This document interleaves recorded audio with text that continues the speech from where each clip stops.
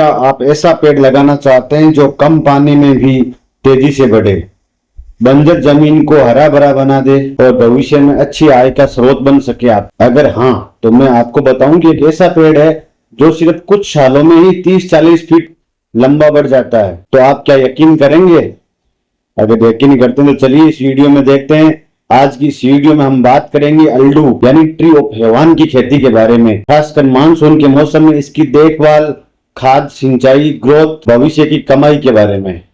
Video को आखिर तक जरूर देखिए, क्योंकि अंत में आपको बताऊंगा कि अधिकांश किसान कौन सी गलती करते हैं जिससे पौधे की बढ़वार रुक जाती है, पौधा मर जाता है। नमस्कार दोस्तों, आप सभी का स्वागत है हमारे चैनल पर। आज हम अपने खेत में लगे अल्डू के पौधों की वास्तविक स्थिति आपको दिखाएंगे। अल्डू की खेती, जिसमें अल्डू का नाम दूसरा नाम ट्री ऑफ हेवन भी कहा जाता है, उसे भारत के राजस्थान, गुजरात, हरियाणा, पंजाब और एमपी के जैसे क्षेत्रों में ये तेजी से लोकप्रिय हो रहा है। इसकी खेती, ये पेड़ की सबसे बड़ी खासियत है कि ये कम वर्षा वाले क्षेत्रों में भी अच्छी वृद्धि करता है। इसके पत्ते पशुओं के चारे के रूप में भी उपयोग में होते हैं और लकड़ी का उपयोग फर्नीचर, प्लाईवुड और कागज के उद्योग में भी काम लिया जाता है। दोस्तों, मानसून का समय है अल्डू के पौधों के लिए सबसे महत्वपूर्ण समय माना जाता है, क्योंकि इस समय पौधों को प्राकृतिक नमी मिलती है। बारिश का पानी मिट्टी में गहराई तक जाता है, जिससे जड़ों का विकास तेजी से होता है। अगर आपने अभी हाल ही में पौधे लगाए हैं तो मानसून उनके लिए किसी वरदान से कम नहीं है। लेकिन कई किसान यही सोचकर गलती कर बैठते हैं कि बारिश हो रही है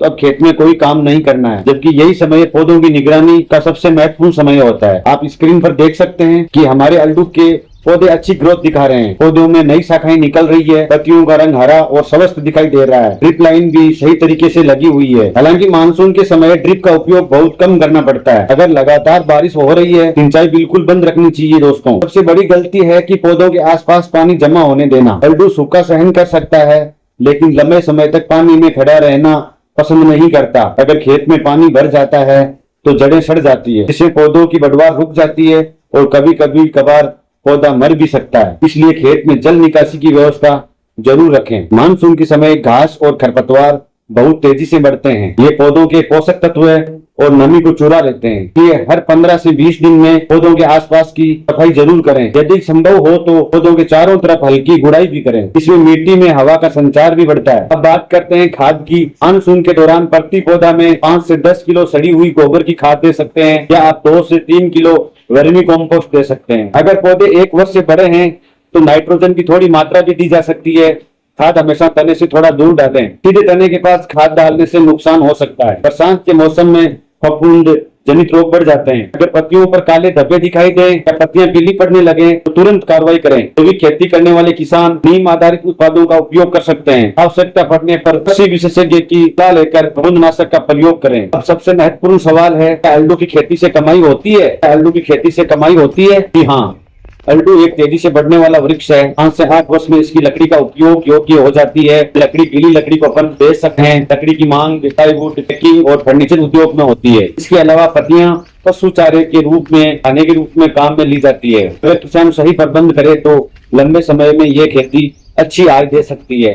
हालांकि किसी भी निवेश से पहले स्थानीय बाजार और खरीदारों की जानकारी अवश्य लें। सफल खेती के 5 महत्वपूर्ण टिप्स।